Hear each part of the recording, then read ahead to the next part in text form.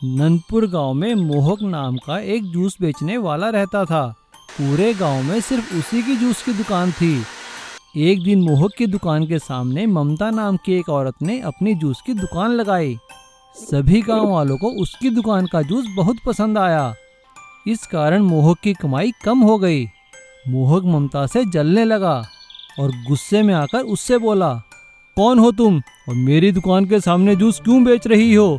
ममता मोहक से कहती है, अरे भैया, मैं एक विधवा हूँ। मेरा बेटा राजू ये बेचारा तो गूंगा है।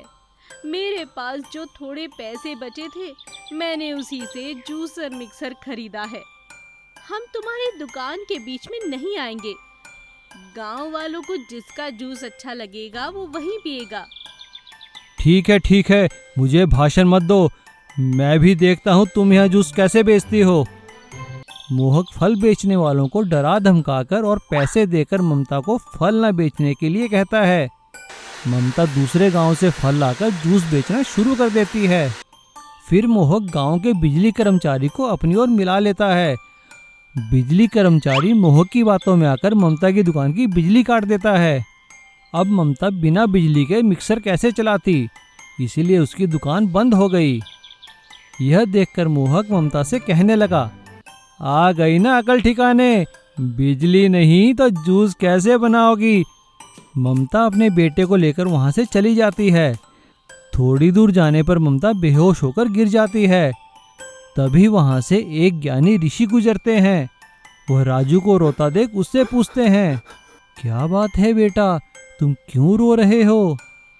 राजू उन्हें इशारों में सब समझाता है। तुम बोल नहीं पाते?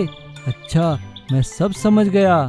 ऋषि अपनी ताकतों से एक मायावी जूसर मिक्सर प्रकट करते हैं। बेटा, इस जूसर मिक्सर को बिजली की कोई जरूरत नहीं है। राजू ऋषि को प्रणाम करता है। ऋषि वहां से चले जाते हैं। माँ के होश में आते ही राजू माँ को सारी बात बताता है। वे दोनों जादुई मिक्सर लेकर घर चले जाते हैं और अगले दिन राजू जादुई मिक्सर लेकर दुकान जाता है और अकेले ही पूरा दिन जूस बेचता है। सभी लोगों को उसका जूस बहुत स्वादिष्ट लगता है और उसकी खूब बिक्री होती है। यह देखकर मोहक परेशान हो जाता है और रात में मौका पाकर ममता के घर से वो मिक्सर चुरा लेता है। लेकिन वो जैसे ही मिक्सर से हाथ जोड़कर चलने की प्रार्थना करता है, तभी मिक्सर उसे अपने अंदर खींच लेता है और मोहक मिक्सर के अंदर गोल गोल घूमने लगता है। तभी राजू वहां आ जाता है और हाथ जोड़कर मिक्सर से रुकने के लिए कहता है। राजू के हाथ जोड़ते ही मिक्सर रुक जाता है और मोहक मिक्सर से बाहर आ जाता है। राजू इशारों में मोहक को कुछ समझाने लगता है। बेटा, मैं तुम्हारी पूरी बात तो नहीं समझा, लेकिन इतना जरूर समझ गया हूँ कि ये मुझे तुम्हें और तुम्हारी माँ को तंग करने की सजा मिली है। अब मैं तुम्हें कभी तंग नहीं करूँगा और तुम्हारे काम में कभी दखल अंदाजी नहीं करूँगा। ये सुनकर राजू खुश हो जाता है और ममता और राजू फिर से अपनी दुकान में जूस बेचने लगते हैं। लालची पेट्रोल पंप वाला। चंदू एक पेट्रोल पंप में मैनेजर था। वो बहुत ही लालची था। वो पेट्रोल पंप के कर्मचारियों को हमेशा बेईमानी करना सिखाता था। अरे तुम लोग कब मानोगे? पूरा पेट्रोल दोगे तो क्या बचाओगे? देखो, मैं तुम्हें बताता हूँ कि पेट्रोल कैसे कम डाला जाता है। और अगर किसी ग्राहक को पता चल जाता कि पेट्रोल कम डाला जा रहा है, तो वो अपने कर्मचारियों को ग्राहक के सामने डांट देता था। अरे तुम लोग क्या करते हो? पेट्रोल कम क्यों डालते हो? पूरा पेट्रोल डाला करो। पंप की बदनामी कराओगे क्या? तुम्हें नौकरी से निकाल दूंगा। और बाद में उन्हीं कर्मचारियों से माफी मांगता था। अरे देखो करमू, ग्राहकों के सामने ऐसा करना ही पड़ता है, लेकिन तुम लोग अपना टांका लगाते ही रहो। कम पेट्रोल डालो, खुद भी कमाओ और मुझे भी कमाने दो।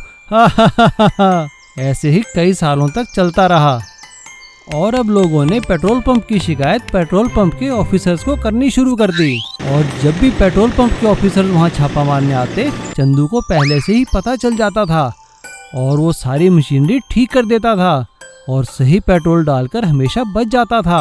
अरे पेट्रोल तो बिल्कुल सही डला है, पता नहीं क्यों लोग शिकायत करते हैं। अरे साहब, यहाँ के लोग हैं, जलते हैं मुझसे, इसीलिए मेरी शिकायत करते रहते हैं। लेकिन उनके जाने के बाद वो फिर से बेईमानी शुरू कर देता था। लगातार मिलती शिकायतों से पेट्रोल पंप के हेड ऑफिस से रवि नाम का एक ऑफिसर उसकी छानबीन करने आया। रवि एक गरीब युवक का भेष धरकर चंदू के पास नौकरी के लिए आया। साहब, मुझे कोई नौकरी दे दीजिए, मैं बहुत मजबूर हूँ। मेरे घर में खाने के लाले पड़े हैं, आप यहाँ कुछ भी काम मुझे दे दीजिए। हाँ हाँ ठीक है, सफाई का काम करेगा यहाँ? हाँ साहब, कोई भी काम दे दीजिए। और रवि पेट्रोल पंप पे सफाई का काम करने लगता है और धीरे धीरे चंदू और उसके कर्मचारियों के खिलाफ सारे सबूत इकट्ठे करता है। सारे सबूत इकट्ठा हो जाने पर वो एक दिन अपने ऑफिसर के वेश में आकर वहाँ छापा मारता है। चंदू रवि के आगे गिड़गिड़ाने लगता है। अरे साहब, मैंने आपको पहचाना नहीं, मुझे माफ़ कर दीजिए साहब, मैं ऐसी गलती कभी नहीं करूँगा। नहीं चंदू, तुमने यहाँ लोगों को काफ़ी बेवकूफ़ बनाया है, तुम्हारे खिलाफ कार्यवाही की जाएगी। जितना पैसा तुमने गलत ढंग से कमाया है वो सारा वसूल किया जाएगा।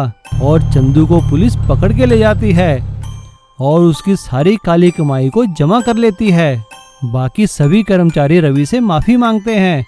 रवि उन्हें ईमानदारी से काम करने की सलाह देकर छोड़ देता है और पेट्रोल पंप पे एक नया मैनेजर नियुक्त किया जाता है।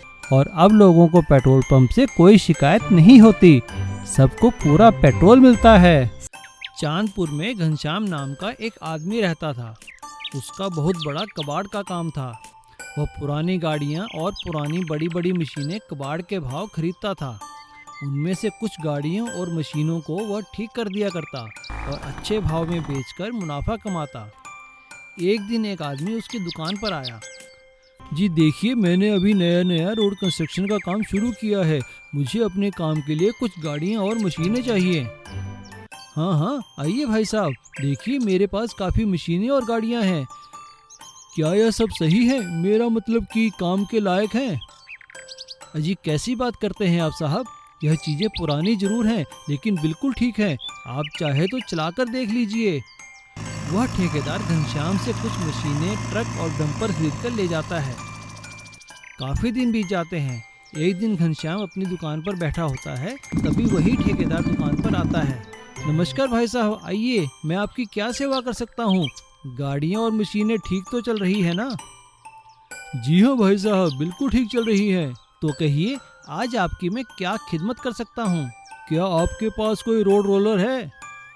आप 3-4 दिन बाद आ जाइए, मैं आपको एक अच्छा रोड रोलर दे दूंगा। ठेकेदार के जाने के बाद घनश्याम अपने दुकान में काम करने वाले मुरारी को कहता है, मुरारी, वो रोलर जो हमने पीडब्ल्यूडी वालों से खरीदा है उसे ठीक कराकर नया पेंट कर दो। ठीक है सेठ जी। शाम को जब घनश्याम घर पे आता है, अजी सुनते हो, पिताजी की तबीयत ठीक नहीं है, भैया का फोन आया है अभी अभी। घनश्याम अपनी पत्नी के साथ अपने ससुराल चला जाता है और अपने बेटे चिंटू को दुकान का ख्याल रखने के लिए कहकर जाता है। अगले दिन चिंटू जब दुकान पर पहुंचता है तो वहां रोड रोलर देखकर हैरान हो जाता है। तभी चिंटू को एक शरारत सूझती है। वह रोलर को लेकर मार्केट में चला जाता है। सब लोग उसे देखकर हंसने लगते हैं। तभी अचानक मार्केट की ढलान पर रोड रोलर बेकाबू हो जाता है। काफ़ी कोशिश करने के बाद भी वो नहीं रुकता और सीधा एक गोदाम को तोड़ता हुआ अंदर घुस जाता है। आवाज़ सुनकर गोदाम का मालिक बाहर निकलता है। अरे ये कौन है? कहाँ से आए? कौन हो तुम लोग? चिंटू उस आदमी को सारी बात बताता है। गोदाम का मालिक घनश्याम को फ़ोन करके अपने पास बुलाता है। अच्छा, तो ये आपका बेटा है? अरे भाई साहब, आपने तो कमाल ही कर दिया। मैंने तो आपसे रोड रोलर मांगा था, आपने तो मेरे गोदाम में ही पहुंचा दिया। यह सुनकर सभी हंसने लगते हैं। सीख, जिसका काम उसी को साजे। छोटा ऑटो वाला। कासमपुर गांव में जीरो नाम का एक व्यक्ति रहता था। वो बौना था, लेकिन जीरो ऑटो चलाने में बहुत अच्छा था। वो ऑटो चलाकर काफ़ी अच्छे पैसे कमाता था, लेकिन बौना होने के कारण उसकी शादी नहीं हो रही थी। एक दिन जीरो और उसके पिता भोला मंदिर गए। जीरो के हाथ मंदिर की घंटी तक नहीं पहुंच रहे थे। तब उसके पिताजी ने उसे उठाकर मंदिर की घंटी बजवाई। जीरो ने उदास होकर अपने पिता से कहा, पिताजी, हमारे परिवार में सभी लंबे हैं, तो मैं क्यों छोटा रह गया। बेटा तुम बौने हो तो क्या हुआ, हम बड़े खुश नसीब हैं, तुम ऑटो चलाकर हम सबका पेट पालते हो। लेकिन पिताजी इतना कमाने का क्या फ़ायदा, मुझसे कोई शादी करने को तैयार ही नहीं है। चिंता मत करो बेटा, भगवान सब ठीक करेंगे। एक दिन जीरो शादी के बिचौलिए सोहनलाल से मिलता है। सोहनलाल उससे उसकी लेटेस्ट फ़ोटो मांगता है। अरे सोहनलाल जी, फ़ोटो तो मेरे पास है नहीं, लेकिन आप ऑटो के सामने मेरी फ़ोटो खींच लीजिए। देखो बेटा जीरो, अगर तुम बड़े ऑटो के सामने फ़ोटो खिंचवाओगे तो और छोटे दिखोगे।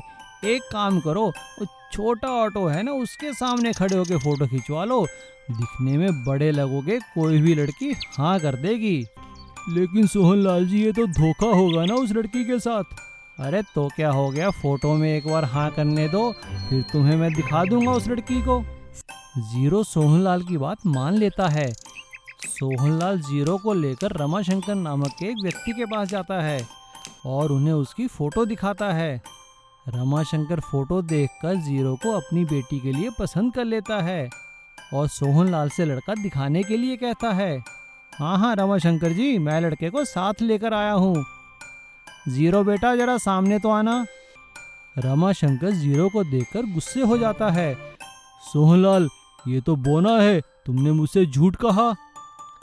अरे रमाशंकर जी, बोना है तो क्या हुआ, बहुत अच्छे पैसे कमाता है और दिल का बहुत अच्छा है। तभी वहाँ गली का एक बदमाश लड़का आता है और रिश्ते की बात सुनकर रमाशंकर की बेटी सुमन से कहता है। सुमन, मैं तुमसे शादी करना चाहता हूँ, तुम किसी और से शादी कैसे कर सकती हो। यह सुनकर सुमन कहती है। मैंने कहा ना, तुम मुझे पसंद नहीं हो, जाओ यहाँ से।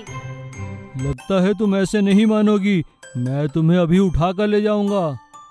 यह सब देखकर जीरो कहता है। अरे भाई साहब रुकिए, आप ऐसे क्यों तंग कर रहे हैं इनको, ये आपसे शादी नहीं करना चाहती तो क्या जबरदस्ती है। अबे ठींगे, तू मुझे समझाएगा, तू मुझे रोकेगा, भाग यहाँ से। यह सुनकर जीरो को गुस्सा आ जाता है और वह एक छलांग लगाकर उस गुंडे के गर्दन से लिपट जाता है और उसकी खूब पिटाई करता है और उसे नीचे गिरा देता है।